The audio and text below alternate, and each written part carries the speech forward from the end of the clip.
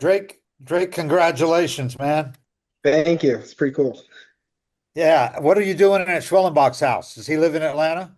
Yeah, so he's in Atlanta, so that's where we are right now. But the Packers are playing tonight, so that's why that's why I'm over here. I know they got a big Monday night football game, but I've been watching all the games over here as well. But I mean, wanted to be with some people who definitely helped make it happen. I know we talked to you a lot, and you were obviously aware that you had a good shot at winning it, but did you still in the back of your head think, the guy from Chicago will probably get it or whatever? How good did it feel when they called your name? Was it a surprise? I mean, yeah, it was a little bit of surprise. I mean, you look at the numbers he had, and he had a special year. So I mean, either way, I don't think I would have been disappointed, let's say. I mean, it's obviously really cool to win the award, but if he would have won it, like he had just an incredible year as well. So, I mean, I don't know. I don't know. I didn't think I was gonna be that nervous for it, but once I got on the call, I was my heart was pounding, and it was a really good moment. Drake, now that you've had time just to take it all in, how special was this year just going all the way back to that moment where you step on the field at San Diego and make your debut and everything that's happened in the seven months or so that have followed? Yeah, I mean, even in spring training, like talking with my agent, talking with kind of people around me, I was like, yeah, probably. I mean, nothing wrong with that. I was happy with it, but like probably go to AAA, like super content with that. Only had half a year with it. In 24. So like even getting the opportunity to make the big league roster, and then obviously with Murph coming back, didn't know exactly how they were going to work around there, and having Alex being able to trust me and keep me on the team was, I mean, it was a huge. I guess it was some confidence there that he trusted me, and I mean now going through the whole year, there's so many ups and downs, and it it honestly went by pretty quick with how fun it was. I mean, the amount of really good guys who are on the Braves that make it worth going into the locker room every single day and going out there and having a lot of fun playing baseball. So, I mean, I don't even know if I've wrapped it up completely yet. I mean, I'll probably have to wrap up this award as well, just kind of realize how much it really means. It's still kind of surreal right now, but yeah, it's just an incredible year and was super excited it's ending this way. Do you remember the day you realized that you belonged in the big leagues? Could you recall that day? I don't know if there was a specific day that happened. I think you just kind of start to realize that like you're facing some Cy Young contenders or something, and you're like, oh, I'm gonna have a good at bat here and there. Or you get comfortable catching. I don't know about comfortable, but like you start to get more familiar with catching like Cy Young guys like Sale, and I mean we have such a good staff here. Like you start to realize that like you're on the same level as them, I guess, and I mean that kind of just gives you the incentive to go out there and compete every day and know kind of you belong. I don't know if there was a specific day, but it was probably a couple months into the year. I mean, it was not right away by any means. It took a little bit, but yeah. Hey, Drake, you play a special position, and something that's kind of surprising as you kind of do the research for this award is you're just the 10th catcher to ever win a Rookie of the Year award for AL or NL. How much pride do you take in that position? And now, obviously, just now learning how unique it is for a catcher to win this award. Yeah, I did not know it was that unique. I mean, that's pretty cool as well. But I mean, you think you know how much it takes to be a catcher in the big leagues, with not only hitting but like controlling a pitching staff and kind of learning about how to help them because it's just about winning games and all that. But I mean, it's pretty cool to be a catcher and be able to do this. And I mean, like you see guys like even like a Cal Raleigh, like you see him go out there and hit homers and like be on top of every single at bat. Like you realize how hard it is to do for 162 games when you're not going in the bench looking at your swing. You're going in between at bats. You're worrying about the pitcher and what he's going to throw and how to attack the next hitters and the next guys coming in. So I mean, it was definitely some learning curves this year. But I mean, the people around me, being the pitchers, being able to like talk to me about it, and having Murphy next to me, having Sandy Leone next to me. I mean, like they helped me, they guided me through it. As I don't know if they could have done it any better. So yeah. Hey, Drake, congratulations, man. Now you got something in common with your new manager. He was the AL Rookie of the Year back in the day. Oh yeah. Your thoughts on him and just how do you think he will, handle, managing one of the elite franchises in the history of the sport? Yeah, I mean, so last game of the year, he told me good luck. He's like, this is one of the only things you only have one shot at it. So, I mean, even being in the same on the same list as him is pretty cool. But I mean, he's everyone respects him. He's a great guy. He knows what Atlanta Braves baseball is. He knows what it was like when we were on top. And I mean, he's super excited for this job, and I think he's super eager to get started. Congratulations on the award. I'm wondering if there was a moment in particular that really stuck out to you this year, on your journey to becoming the Rookie of the Year. I mean, you can go opening day, debut.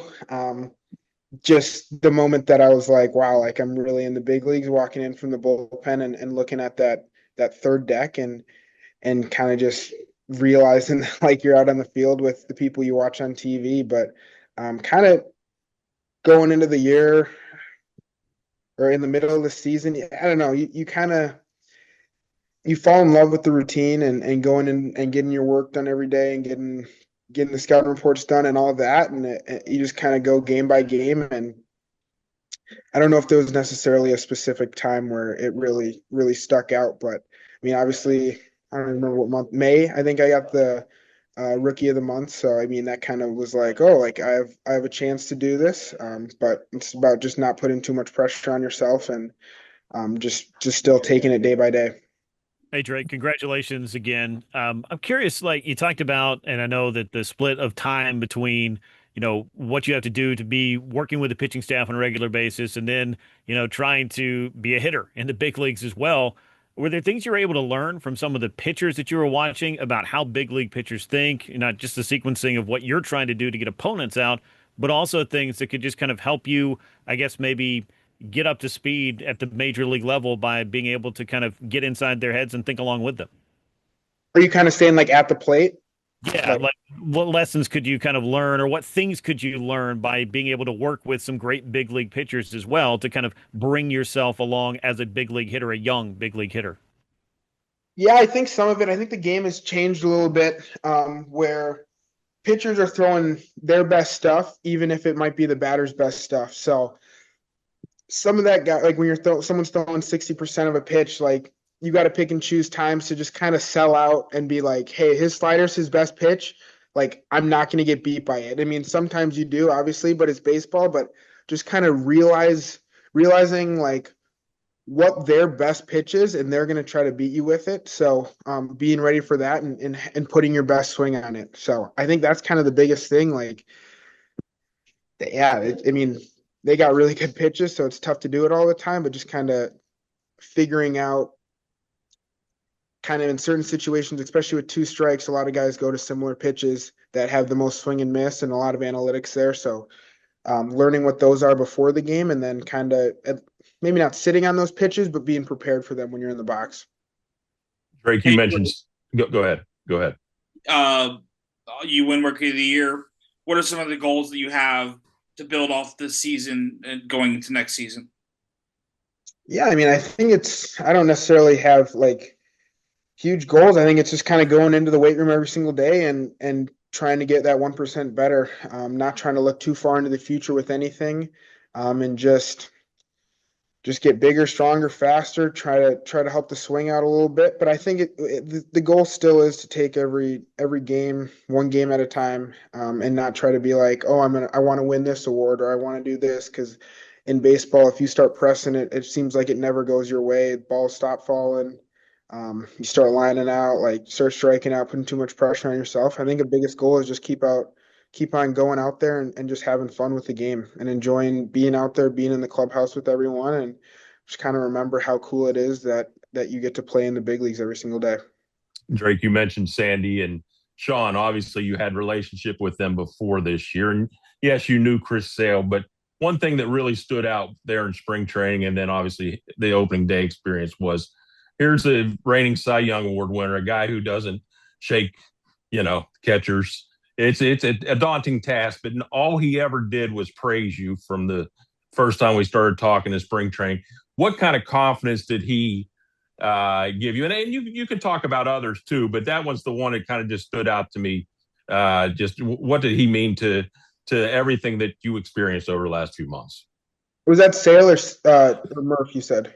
I was saying you had a relationship with Murph and Sandy before this, but what Sale did for you over the last few year? Yeah, I mean, like kind of with his game plan, he's going to go out there. He thinks his stuff is better than everyone, and he proves that it is year in and year out. But I mean, when he has the confidence to trust what I'm putting down in certain situations, huge situations, I mean, even the first start, he might not even remember this, and I, I mean, it's fine. I still remember it, but it was like a tough first inning, and we started using his changeup to get out of it, and he came in the dugout and was like, "I like the changeup call, like great job using it," and like I was just kind of trying some new stuff out, and he said that, and I was like, "Wow, like this is pretty cool." It definitely gave me some confidence there, that I kind of can do it up there, and what I'm seeing, I can believe in. When a guy like that's complimenting what you're doing, especially when he was having a little bit of a tough inning there, I mean, a lot of credit goes to him for being able to realize that. And I mean, I don't know if he even realizes how big of an impact that had on me. Drake, you joined the club of Rookie of the Year winners alongside two of your teammates and Michael Harris and Ronald Acuna Jr. Have they called you up yet and wished you good luck in advance of this? I talked to Mike the other day. I mean, right now my phone's kind of just, I don't even know how it's still working.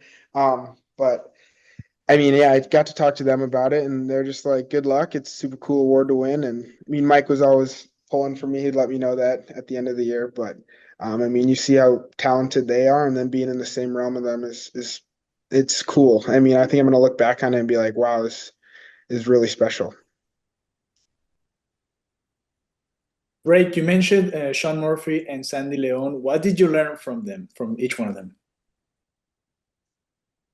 I mean, there's countless different things. I don't know if all of it is like specific stuff I can say. You just see how they go about their business. You see how they're doing scouting reports. You see how they're doing um like game planning, how they're getting their swings in, when they get workouts in to stay healthy, when they're in the training room, when they're getting like massage, like just kind of seeing how they operate a day-to-day life in the big leagues is something that I mean you can't really emulate until you get there.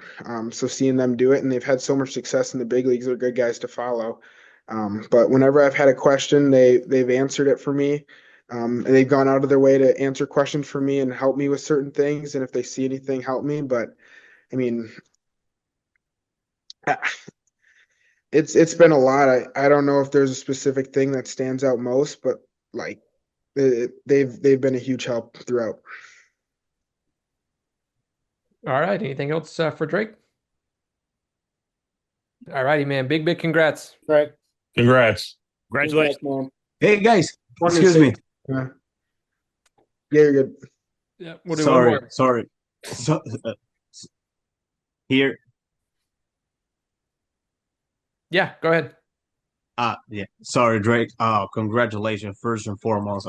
Congratulations. It was a great season for you. Um, you know, growing up watching the Braves in Venezuela, I remember Javi Lopez, Eddie Perez, and Brian McCann. The list goes on and on. Which was like your role model growing up, and also like how do you make a balance between your responsibilities behind the plate and what you have to do in the offense? Thank you.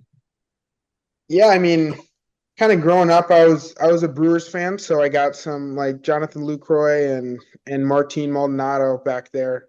So those are some of the guys that kind of you watch on TV. But the balance is tough. Sometimes it's more pitcher. Like if you're feeling good at the plate, sometimes you're worrying more about the pitchers or vice versa. Not actually, you're always worrying about the pitchers most of the time, honestly.